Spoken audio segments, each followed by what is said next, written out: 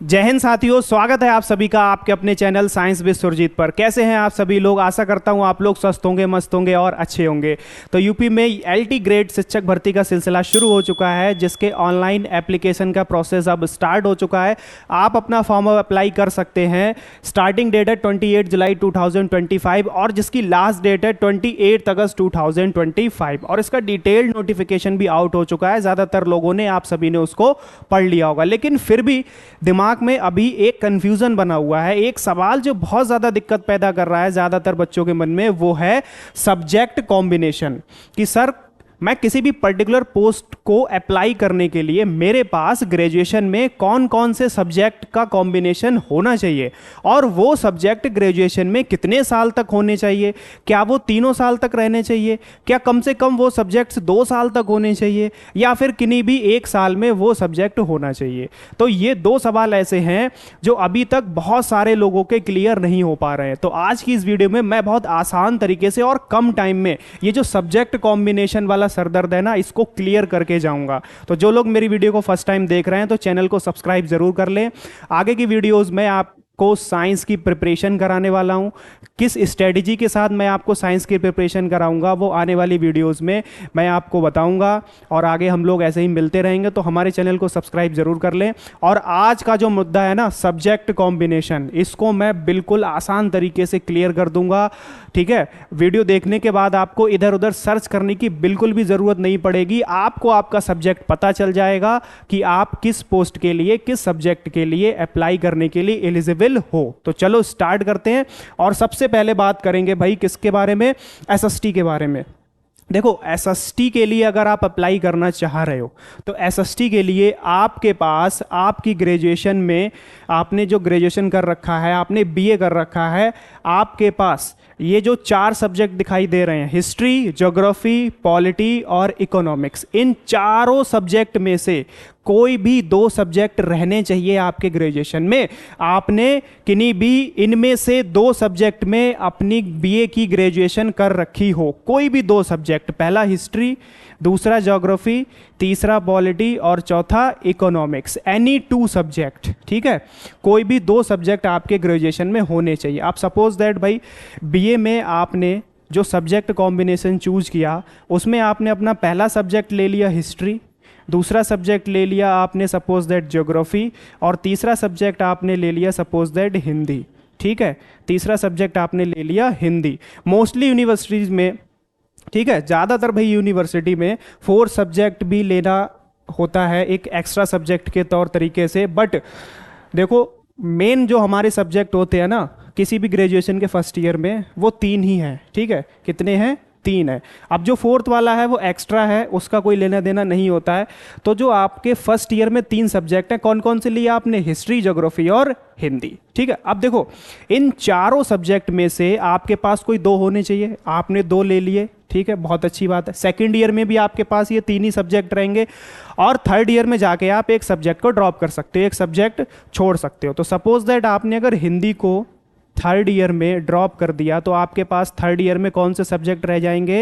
History और geography. ठीक है, हिस्ट्री और ज्योग्राफी। अब एक दूसरा बच्चा जिसने थर्ड ईयर में हिंदी को ना ड्रॉप करके किसे ड्रॉप किया?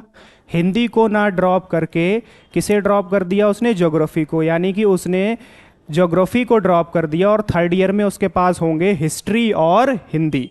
ठीक है, तो अब इन दोनों में से कौन सा बच्चा एलिजिबल है एसएसटी के लिए? ठीक है, मैं कहता हूं कि एसएसटी के लिए वो एलिजिबल है जिसकी ग्रेजुएशन में हिस्ट्री, ज्योग्राफी, पॉलिटी, इकोनॉमिक्स, इन चारों में से कोई भी मिनिमम 2 सब्जेक्ट होने चाहिए, मिनिमम 2 सब्जेक्ट। अब ये जो पहला बच्चा जिसने हिंदी को ड्रॉप कर दिया, इसके थर्ड ईयर में है हिस्ट्री और ज्योग्राफी, यानी 2 सब्जेक्ट हैं।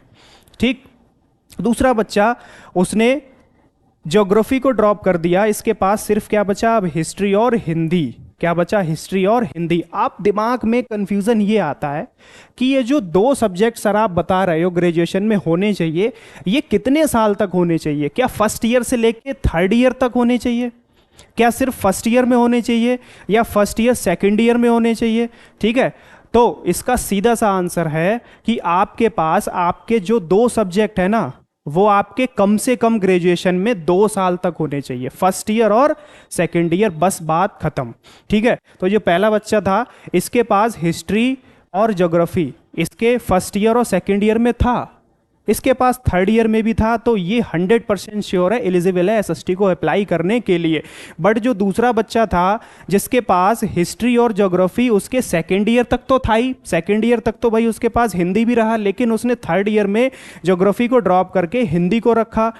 लेकिन इसके पास हिस्ट्री और ज्योग्राफी सेकेंड ईयर तक तो था ना, 2 साल तक ये जो 2 सब्जेक्ट हैं ये तो थे ना। ठीक है, तो अगर 2 साल तक आपके पास इन चारों में से कोई भी 2 सब्जेक्ट आपके ग्रेजुएशन में रहे, ध्यान से देख लो भाई, यही 4 सब्जेक्ट, इसके अलावा और कुछ नहीं, यही 4 सब्जेक्ट आपके पास ग्रेजुएशन में फर्स्ट ईयर और सेकंड ईयर 2 साल तक रहे, भले आपने तीसरे साल में किसी को भी ड्रॉप कर दिया हो, तीसरे साल में आपके पास इन चारों में से एक ही सब्जेक्ट बचाओ, जैसे इस बच्चे के पास सिर्फ हिस्ट्री बची, उससे मतलब नहीं है, लेकिन इसके 2 साल तक तो इसके पास हिस्ट्री और ज्योग्राफी था ना, तो मिनिमम 2 ईयर्स तक का ही क्राइटेरिया है, मिनिमम 2 साल तक आपके पास आपके जो सब्जेक्ट कॉम्बिनेशन वाले सब्जेक्ट हैं वो अगर हैं तो आप अपनी पोस्ट एसएसटी के लिए अप्लाई कर सकते हो। ठीक है, अब बात करते हैं भाई कौन सा बच्चा अप्लाई नहीं कर सकता। ठीक है, अब एक दूसरा स्टूडेंट उठाते हैं भाई, दूसरा स्टूडेंट क्या था, उसने अपने कॉम्बिनेशन में कौन कौन से सब्जेक्ट रखे, उसने अपने कॉम्बिनेशन में सब्जेक्ट रखे, पहला सब्जेक्ट मान लेते हैं उसने ले लिया था हिस्ट्री। ठीक है, पहला सब्जेक्ट उसने ले लिया था अपना हिस्ट्री, दूसरा सब्जेक्ट उसने उठा लिया था हिंदी, तीसरा सब्जेक्ट उसने अपना मेन रख लिया था इंग्लिश। क्या रख लिया था? इंग्लिश रख लिया था। अगर 4 सब्जेक्ट की बात करें जो एक्स्ट्रा सब्जेक्ट में आते हैं तो उसने वहाँ से उठा लिया था सोशियोलॉजी। ठीक है, सोशियोलॉजी, ये 4 सब्जेक्ट थे। चलो ये तो एक्स्ट्रा इसे छोड़ो, लेकिन भाई जिस बच्चे ने हिस्ट्री, हिंदी और इंग्लिश रखा, ये गड़बड़ हो गई यहाँ पर। इसके पास हिस्ट्री, इसने सिर्फ हिस्ट्री ली है, हिस्ट्री के साथ कोई एक सब्जेक्ट और ले लेता फर्स्ट ईयर में तो ये एलिजिबल माना जाता है एसएसटी के लिए। अब ये एसएसटी के लिए बच्चा एलिजिबल नहीं है क्योंकि इसके पास हिस्ट्री के अलावा और कोई एसएसटी का सब्जेक्ट नहीं है। ठीक है, अब इसके पास क्या बचेगा? हिंदी और इंग्लिश। सेकंड ईयर में जाएगा सेम सब्जेक्ट रहेंगे, थर्ड ईयर में जाएगा हिस्ट्री, हिंदी और इंग्लिश में से एक सब्जेक्ट ड्रॉप कर देगा। ठीक, अब इसके पास क्या बचा? सिर्फ हिंदी और इंग्लिश, हिंदी और इंग्लिश। अब ये जब थर्ड ईयर में जाएगा तो थर्ड ईयर में ये एक सब्जेक्ट मान लो अगर इंग्लिश को ड्रॉप कर देगा तो इसके पास बचेगा हिस्ट्री और हिंदी। क्या बचेगा? हिस्ट्री और हिंदी। ठीक है, अगर ये हिंदी को ड्रॉप कर देगा तो इसके पास क्या बचेगा? हिस्ट्री और इंग्लिश। क्या बचेगा? हिस्ट्री और इंग्लिश। लेकिन भाई हिस्ट्री लेने का इसका कोई मतलब यहाँ पर सीधा नहीं हुआ क्योंकि सिंगल सब्जेक्ट हिस्ट्री के साथ आप एसएसटी में नहीं जा सकते। अब ये क्या करेगा? अब इसके पास दूसरा ऑप्शन खुला है, वो ये है कि ये हिंदी में अप्लाई कर सकता है। इसके पास फर्स्ट ईयर में भी हिंदी रहा है, सेकेंड ईयर में भी हिंदी रहा है, तो ये हिंदी के लिए जा सकता है। इंग्लिश के लिए भी जा सकता है क्योंकि इसके पास फर्स्ट ईयर में इंग्लिश रहा है और सेकंड ईयर में भी इसके पास इंग्लिश रहा है। क्योंकि मैं थर्ड ईयर की बात कर रहा हूँ ये, ठीक है, थर्ड ईयर में ड्रॉप कर दिया उसने, ड्रॉप करने का इसका कोई मतलब नहीं निकला।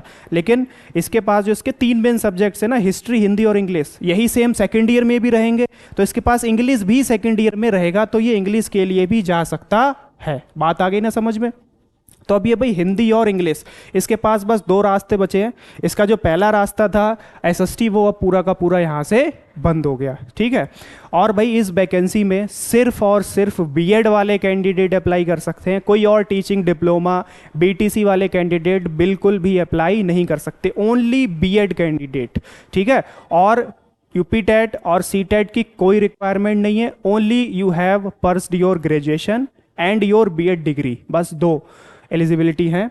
ठीक है, अब देखो बात करते हैं हिंदी, इंग्लिश और संस्कृत, उर्दू के लिए। हिंदी में अगर आपको अप्लाई करना है तो हिंदी में अप्लाई करने के लिए आपकी ग्रेजुएशन में आपके पास Hindi as a subject minimum 2 years तक होना चाहिए। हिंदी सब्जेक्ट आपकी ग्रेजुएशन में मिनिमम 2 इयर्स तक होना चाहिए। जो हिंदी सब्जेक्ट है ना, ये आपकी ग्रेजुएशन में मिनिमम 2 इयर्स तक होना चाहिए। प्लस एक कंडीशन और है, most important condition, twelfth standard, आपने जो इंटरमीडिएट है आपका ट्वेल्थ स्टैंडर्ड, उसमें संस्कृत सब्जेक्ट भी रहना चाहिए। अगर आपने ट्वेल्थ स्टैंडर्ड में आपकी जो भी मेन स्ट्रीम थी, उस मेन स्ट्रीम में वो 5 और 6 सब्जेक्ट जो होते हैं उनमें से एक सब्जेक्ट संस्कृत भी होना चाहिए। संस्कृत से आपने ट्वेल्थ कर रखा हो और आपकी ग्रेजुएशन में मिनिमम 2 ईयर्स में अगर हिंदी है तब आप हिंदी के लिए जा सकते हो। तो ये जो बच्चा था जिसने सिर्फ हिस्ट्री ले रखी थी, ठीक है, और हिंदी और इंग्लिश ले रखी थी, अगर ये हिंदी के लिए जाना चाहेगा ना तो इसके पास ट्वेल्थ में अगर संस्कृत होगी तब ये हिंदी के लिए अप्लाई कर सकता है और इंग्लिश के लिए भी अप्लाई कर सकता है। और अगर इसके पास संस्कृत ट्वेल्थ में नहीं होगी तो फिर ये हिंदी के लिए भाई नहीं जा सकता। तो इसका दूसरा रास्ता भी बंद हो गया। सिर्फ कौन सा रास्ता बचा अब? इंग्लिश का, क्योंकि इसके पास इंग्लिश फर्स्ट ईयर में भी रहेगी, सेकेंड ईयर में भी रहेगी, तो ये सिर्फ भाई अब इंग्लिश के लिए ही जा सकता है। ठीक है, और इंग्लिश के लिए जो क्राइटेरिया है वो है बच्चों, आपके पास ग्रेजुएशन में मिनिमम 2 इयर्स तक, मिनिमम 2 इयर्स तक इंग्लिश सब्जेक्ट रहना चाहिए। ठीक है, मिनिमम 2 इयर्स तक इंग्लिश सब्जेक्ट होना चाहिए। आप इंग्लिश के लिए अप्लाई कर सकते हो।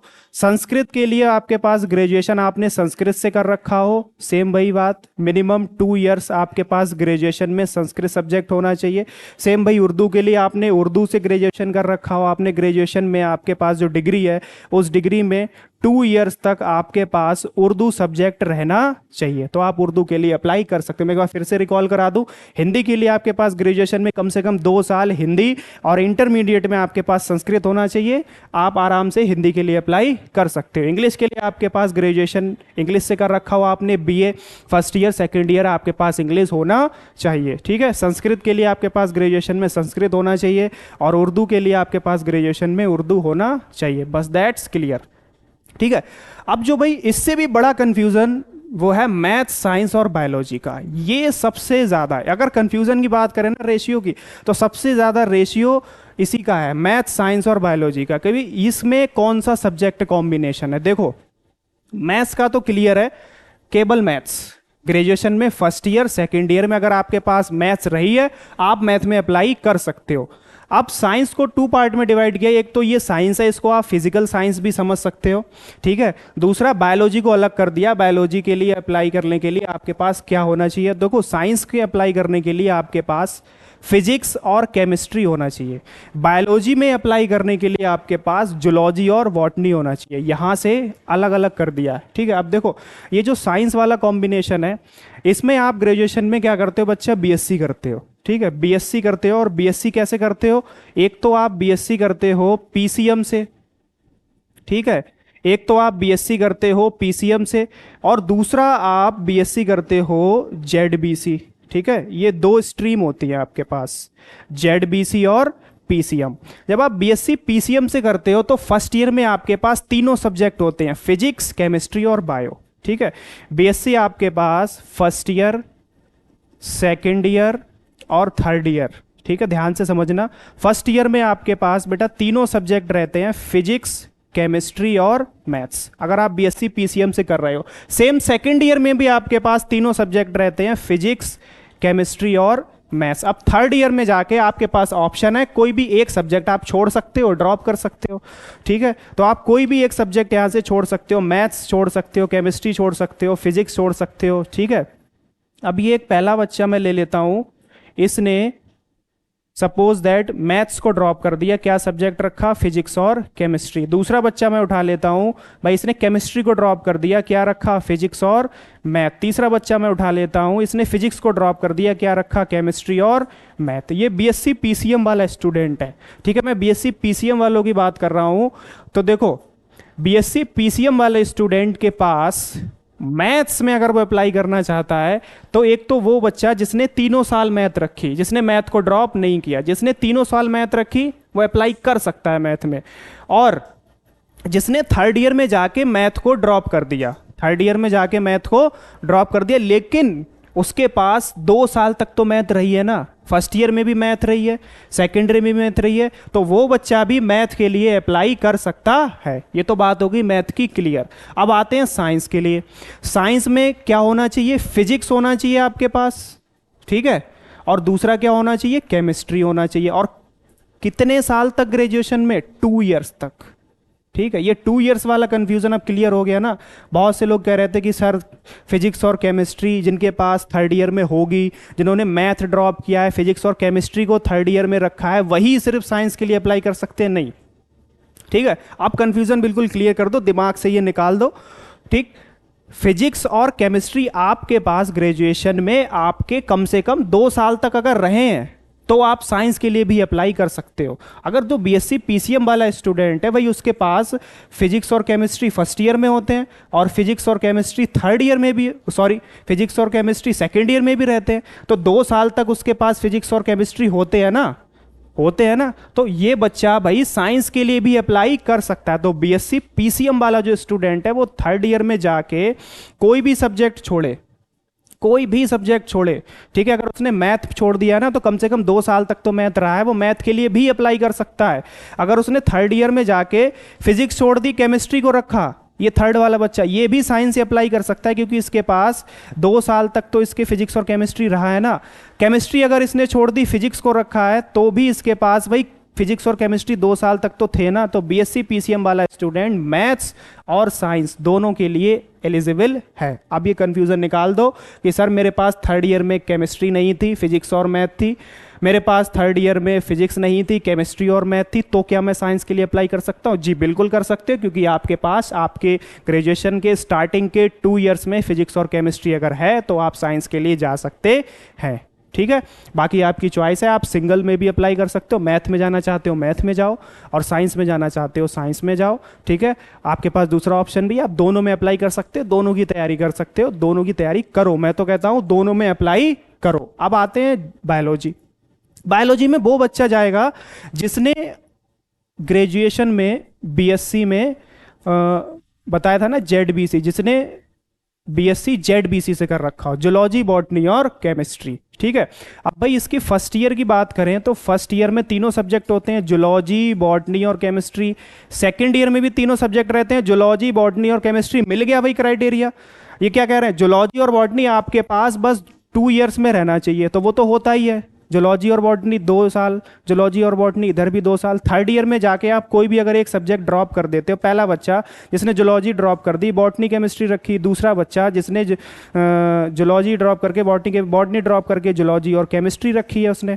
ठीक है, मतलब नहीं है उससे, शुरुआत के 2 साल में उसके पास जूलॉजी और बॉटनी तो है ना, शुरुआत में 2 साल के लिए उसके पास जूलॉजी और बॉटनी तो है ना, तो वो बायोलॉजी के लिए सिर्फ अप्लाई कर सकता है। अब यहां पर कोई बच्चा सोच रहा हो कि सर मैं साइंस के लिए भी अप्लाई कर सकता हूं, नहीं, साइंस के लिए आप अप्लाई नहीं कर सकते हो, क्योंकि आपके पास केमिस्ट्री तो आपके फर्स्ट और सेकंड ईयर में है, लेकिन आपके पास फिजिक्स नहीं है।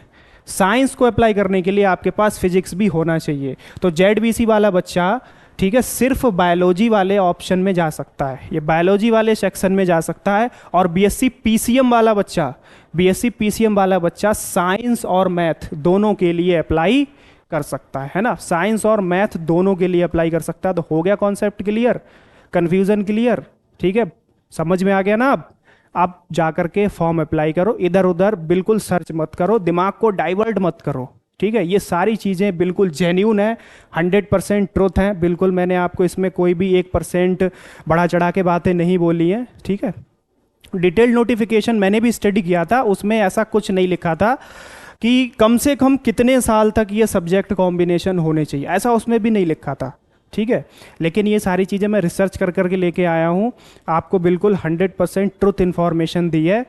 और आगे भी आप इसी तरीके से हमारे साथ जुड़े रहिए, चैनल को सब्सक्राइब जरूर कर लीजिए और मिलते हैं एक नेक्स्ट वीडियो में नेक्स्ट एनर्जी के साथ भाई। तब तक के लिए जय हिंद साथियों।